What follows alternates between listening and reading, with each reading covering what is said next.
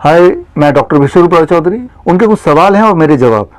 पहला सवाल, ये सारे सवाल ब्लड प्रेशर से जुड़े हुए सवाल है। पहला सवाल है, आप डायबिटीज़ को बीमारी नहीं मानते, क्या बीपी के साथ भी ऐसा ही है?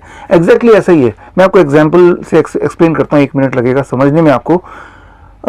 एक पेशेंट जैसे ही वो डॉक्टर के ऑफिस में जाता है, जैसे वो डॉक्टर को देखता है, उसका ब्लड प्रेशर बढ़ना शुरू हो जाता है। जितना बूढ़ा डॉक्टर उतना ज़्यादा ब्लड प्रेशर, जितनी सारी डिग्रियां उतनी ज़्यादा ब्लड प्रेशर और बढ़ जाती है।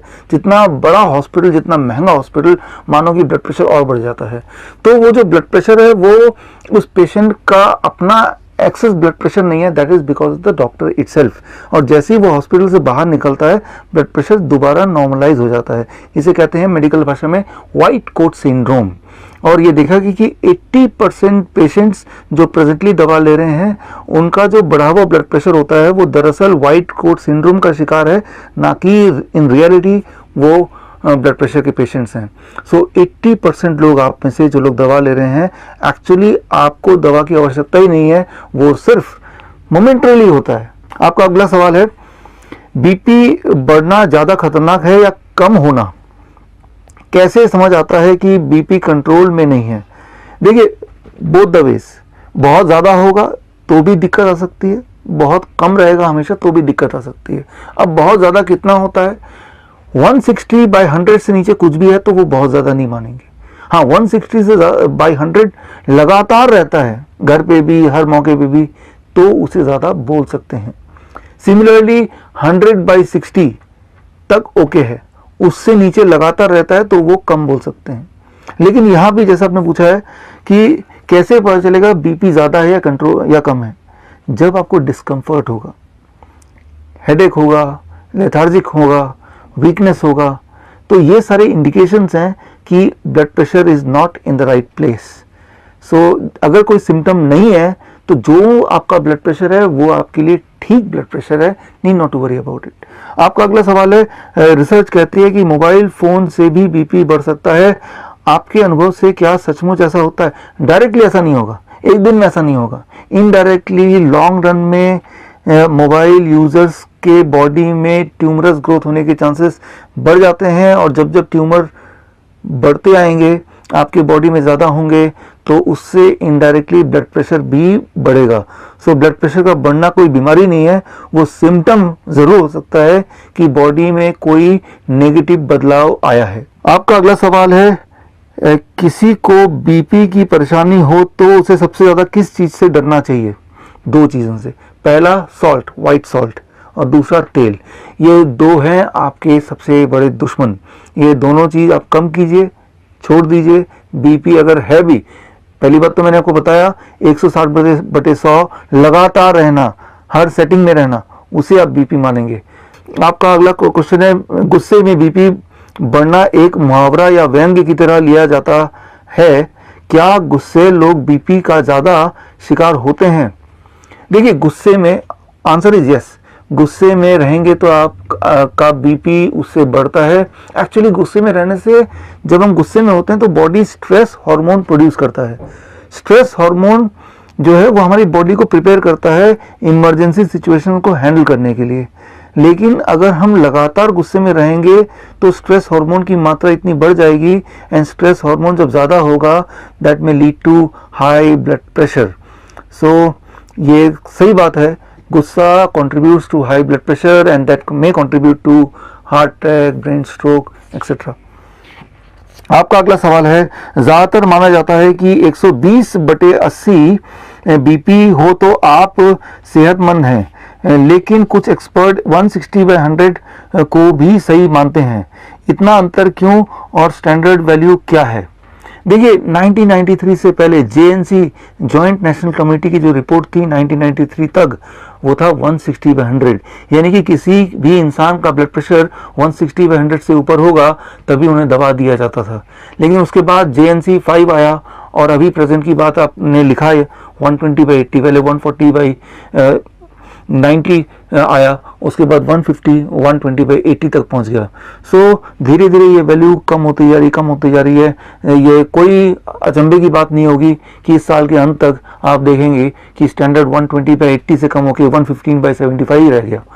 बोलने का मतलब ये है कि धीरे धीरे under the influence of pharmaceutical company ये जो आंकड़े हैं ये स्क्वीज होता जा रहा है, और जैसे जैसे आंकड़ा स्क्वीज होता जा रहा है क्या हो रहा है, वैसे वैसे ऐसे लोग जो ब्लड प्रेशर की दवा जिनको रिकमेंड की जा रही है उनकी तादाद बढ़ती जा रही है। ऑल्दो दे आर हेल्दी, लेकिन सिर्फ कागज में दिखाया गया है, साबित किया गया है कि आप एक पेशेंट हैं। सो एक्चुअल वैल्यू जो है जिसको आप रेफरेंस मान सकते हैं वो है 160/100। अच्छा, ये आप मेरी बात मत मानिए, इसके लिए आप रेफर कीजिए कॉक्रेन डेटाबेस 2018। कॉक्रेन डेटाबेस 2018 की रिपोर्ट ये कहती है अगर किसी का ब्लड प्रेशर 160/100 से नीचे ऑलरेडी है तो उसे दवाई देने से कोई फायदा नहीं है। दवा देके ब्लड प्रेशर को और घटाने से फायदा की जगह नुकसान है। हाँ, अगर पेशेंट का या किसी भी इंसान का ब्लड प्रेशर 160/100 से ऊपर है और लगातार है, तभी वो असली हकदार है दवाओं का या लाइफस्टाइल को चेंज करने का। सो 160/100 is the authentic point of reference, और ये साबित किया है कॉक्रेन कोलैबोरेशन 2018 की रिपोर्ट में भी। आपका अगला सवाल है, डायबिटीज कंट्रोल की तरह क्या खाने पीने की आदतों का कोई फॉर्मूला है जिससे हर कोई अपना बीपी कंट्रोल कर सके? फॉर्मूला है, बहुत ही आसान। पहली चीज, क्या नहीं लेना है। याद रखिए, कोई भी चीज जो एनिमल से आती है, जानवरों से आती है, उसे परहेज, उसको नहीं लेना है। जैसे डेयरी प्रोडक्ट है, एनिमल फूड है, चिकन, मटन, फिश, अंडा, ये सब चीज़ नहीं लेना, पहली चीज़। दूसरा, नमक और तेल, मैंने पहले ही बताया। एक्चुअली नमक क्या करता है, नमक आपके बॉडी में पानी को स्टोर कर देता है, और जितना ज़्यादा पानी स्टोर होगा उतना ब्लड प्रेशर बढ़ेगा। तो इन चीज़ों को हटाना है। दो चीज़ ज़िंदगी से हटानी है और दो चीज़ जोड़नी है। वो क्या जोड़नी है? बहुत ही सिंपल बात है। पूरे दिन भर में आपको ये देखना है कि आपके पूरे डाइट का कम से कम 50% पार्ट फ्रूट्स एंड वेजिटेबल हो, फ्रूट्स एंड रॉ वेजिटेबल। मानो पूरे दिन भर में आप 2 kg खाना खाते हैं तो क्यों ना 1 kg सिर्फ फल और सब्जी हो, कच्ची सब्जी, सलाद जिसे कहते हैं, राइट। अगर ये कर लें तो आपका ब्लड प्रेशर अगर 160/100 से ऊपर रहता है तो वो रह नहीं सकता। It will take only 3 days, 72 hours to get back to the normal blood pressure without medication. यहाँ अगला क्वेश्चन है, हम भारतीय नमक भी खूब खाते हैं और चर्बी पर भी कंट्रोल नहीं करते, ऐसे में बीपी कब और कितना खतरनाक बन जाता है? ऐसे में बीपी बहुत खतरनाक बन जाता है। एक्चुअली क्या होता है, जैसे मैंने बताया, नमक पानी को रिटेन करता है और आपका बॉडी फूलता जाता है, that is excess water retention. और एक्सेस वाटर से सूजन होने लगती है, किडनी फेल होने लगता है, हार्ट ठीक से काम नहीं करता है, आपके बॉडी के हर ऑर्गन पर बहुत ही बुरा प्रभाव पड़ता है। आप एक्सपेरिमेंट करके देखिए, 3 दिन के लिए आप नमक छोड़ दीजिए, आप देखेंगे आपका वेट भी करीब 3 kg या 1.5 से 3 kg आपका वेट घट जाएगा। तो वो जो घटा वेट है वो फैट बर्न नहीं हुआ, वो आपकी बॉडी में जो एक्स्ट्रा वाटर था वो गायब हो गया। अब साथ में आप अपना ब्लड प्रेशर देख लीजिए, वो भी आपको कम मिलेगा। सो यानी कि वो जो एक्स्ट्रा वाटर था वो आप ढो रहे थे, वो आपके बॉडी के लिए, हार्ट के लिए, इवन लंग्स के लिए, किडनी के लिए बहुत बड़ा बर्डन था। सो यही मैं बोलूँगा कि नमक को आप ख़त्म कीजिए। कैसे? एक याद रखिए बात, बहुत ही सिंपल। इंसान का बना हुआ कोई भी वस्तु में नमक खूब होता है, सोडियम बहुत ज़्यादा होता है। बिस्किट है, ब्रेड है, कोई भी पैक्ड फूड है, और भगवान के बने हुए किसी भी वस्तु में सोडियम, नमक बहुत ही कम होता है, जैसे fruits and vegetables, nuts, seeds, green leaves. So आप कोई भी चीज़ जब खाएं तो अपने आप से पूछिए, ये भगवान ने बनाया या इंसान ने बनाया? भगवान ने बनाया तो फौरन खा लीजिए, उसे कुक करने की आवश्यकता नहीं है। ऐसा कर पाएंगे तो आपकी बीपी अगर बढ़ी है तो घट जाएगी, और बढ़ी नहीं है तो बढ़ेगी नहीं। अगला क्वेश्चन यह है, क्या बच्चों को भी बीपी की समस्या होती है? बच्चों को बीपी की समस्या होती है, डेफिनेटली होती है। अगर हाँ तो किस उम्र से और किन बातों का ध्यान रखना चाहिए? करीब 15 साल, 16 साल। उससे पहले बॉडी क्या करता है, बॉडी का एकोमोडेटिव मैकेनिज्म है, डाइवर्जन मैकेनिज्म है, जिसकी वजह से वो सॉल्ट कितना भी खाएंगे, चर्बी कितना भी खाएंगे, उसके बाद भी ब्लड प्रेशर एक पर्टिकुलर रेंज के अंदर ही रहेगा, because it will contribute to something else, right. वो बर्डन करेगा हार्ट पे, हार्ट और बर्डन करेगा किडनी पे ब्लड प्रेशर को मेंटेन करने के लिए। लेकिन 16 साल के बाद ये मैकेनिज्म बॉडी का धीरे धीरे एकोमोडेटिव जो मैकेनिज्म है वो कम होने लगता है। As a result of that 16 साल के बाद भी बच्चे बीपी के पेशेंट बनना शुरू हो जाते हैं। बीपी का पेशेंट मतलब ब्लड प्रेशर हाई 160/100 से। लेकिन ब्लड प्रेशर एक सिम्टम है, वो कोई बीमारी नहीं है। ब्लड प्रेशर ज़्यादा का मतलब ये है कि बॉडी में कुछ गड़बड़ है। हमारे बॉडी का जो ब्लड वेसल है वो लगभग 1 लाख किलोमीटर तक है और वो ब्लड फ्लो कर रहा है। और होता क्या है कि अंदर ब्लॉकेज हो जाते हैं। जैसे जैसे ब्लॉकेज होता है तो डायमीटर कम होने लगता है। जैसे जैसे डायमीटर कम होने लगता है सो ब्लड प्रेशर बढ़ने लगता है, ब्लड प्रेशर बढ़ जाता है। सो जब भी ब्लड प्रेशर ज़्यादा होगा किसी का लगातार, इसका मतलब उसके बॉडी के अंदर, पूरे बॉडी में हज़ारों जगह पे ब्लड वेसल्स के अंदर छोटे छोटे ब्लॉकेजेस हैं। और वो कई सारे जब ब्लॉकेज बन जाते हैं तो बॉडी एकोमोडेट करने के लिए, ब्लड सर्कुलेट करने के लिए ठीक से ब्लड का प्रेशर ऑटोमेटिकली बढ़ा देती है।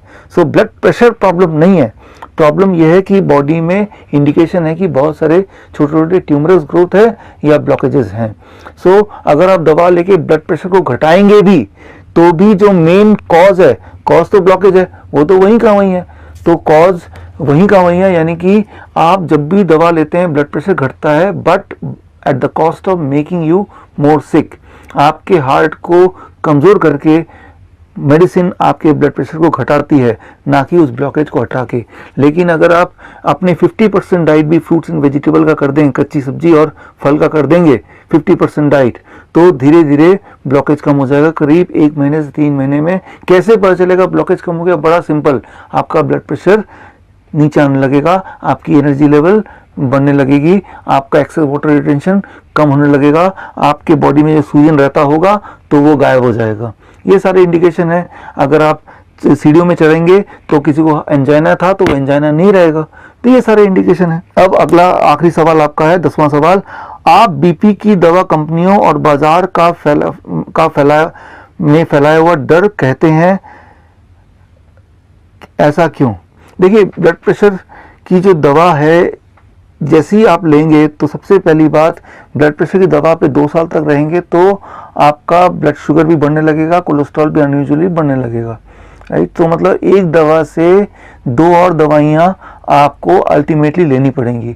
73% पेशेंट जो ब्लड प्रेशर की दवा लेते हैं वो ब्लड शुगर की दवा भी लेते हैं, कोलेस्ट्रॉल की दवा भी लेते हैं। सो अगर आप जॉइंट नेशनल कमेटी 4 को देखेंगे, उसके सारे मेंबर्स को देखेंगे, उसमें से 70% ऐसे मेंबर हैं जो किसी न किसी बड़े फार्मास्यूटिकल कंपनीज के एजेंट या डायरेक्टर या किसी न किसी प्रेसिडेंट, वाइस प्रेसिडेंट या शेयर होल्डर हैं। सो वो लिस्ट आप खुद भी देख सकते हैं, JNC, joint national committee 4, right. So तो मैं ये बोलना चाह रहा हूँ, ये जो कमेटी बनती है जो ये डिसाइड करती है, अमेरिकन हार्ट एसोसिएशन की कमेटी या जॉइंट नेशनल कमीशन की कमेटी कि कितना ब्लड प्रेशर होना चाहिए, उस कमेटी में 70% लोग ऐसे हैं जो किसी न किसी कंपनी से, फार्मास्यूटिकल कंपनी से जुड़े हुए हैं। सो उनके इसीलिए जो आउटकम आता है वो 120, पहले 160/100 था, फिर 140 हो गया, फिर 120/80 है। अब बात चल रही, हो सकता है कि इससे भी कम हो जाए। जबकि एक इंडिपेंडेंट एजेंसी जैसे कॉकरेन कोलैबोरेशन मैंने बोला था, उनका पिछले साल का भी रिपोर्ट ये कहता है कि 160/100 से नीचे हो तो वो नॉर्मल है। ज़रा सोचिए, एक तरफ कॉकरेन कोलैबोरेशन 160 अभी भी बोल रहा है और एक तरफ अमेरिकन हार्ट एसोसिएशन या JNC जैसे लोग इसको लगातार घटाते जा रहे हैं, राइट। तो कहीं ना कहीं तो घोटाला है ही। और आप ये पाएंगे जैसे ही आप दवा शुरू कर देंगे, दवा शुरू करने के बाद ब्लड प्रेशर तो कम दिखेगा, लेकिन आपके हेल्थ प्रॉब्लम साथ में जुड़ते चले जाएंगे। क्योंकि याद रखिए, ब्लड प्रेशर अपने आप में कोई बीमारी नहीं है। ब्लड प्रेशर तो इंडिकेशन है कि कोई बीमारी आपकी बॉडी में है, कोई ब्लॉकेज या ट्यूमर है जिसकी वजह से बॉडी ने अपनी ब्लड प्रेशर को बढ़ा दिया है। तो एक बीच का रास्ता ये कर सकते हैं, अगर आपको ब्लड प्रेशर घटाना ही है, अपने डाइट का 50% आप फ्रूट्स एंड वेजिटेबल कर दीजिए और animal food and packed food को छोड़ दीजिए। बस यही आपकी दवा है, उसी से आपका ब्लड प्रेशर मेंटेन हो जाएगा और अगर बॉडी में कोई ब्लॉकेज वगैरह है वो भी चला जाएगा। सो ये आप अपना सकते हैं, जिसमें कोई नुकसान नहीं है। लेकिन एक बात है, अगर इसको अपनाया तो ब्लड प्रेशर एकदम से गिरेगा, तो ब्लड प्रेशर की मेडिसिन आप पक्का ही छोड़ दीजिए, नहीं तो हाइपरटेंशन की जगह हाइपोटेंशन हो जाएगा, वो और खतरनाक बीमारी है। सो मेरी ये सलाह है कि आप इस डाइट पे आइए, ब्लड प्रेशर ड्रॉप करने लगेगा पहले 2-3 दिन के अंदर, तो दवा को आप एकदम छोड़ दीजिए, नहीं तो और खतरनाक हो जाएगा। With this I conclude the answer to all this questions. All the best, this doctor Biswaroop Roy Chaudhary.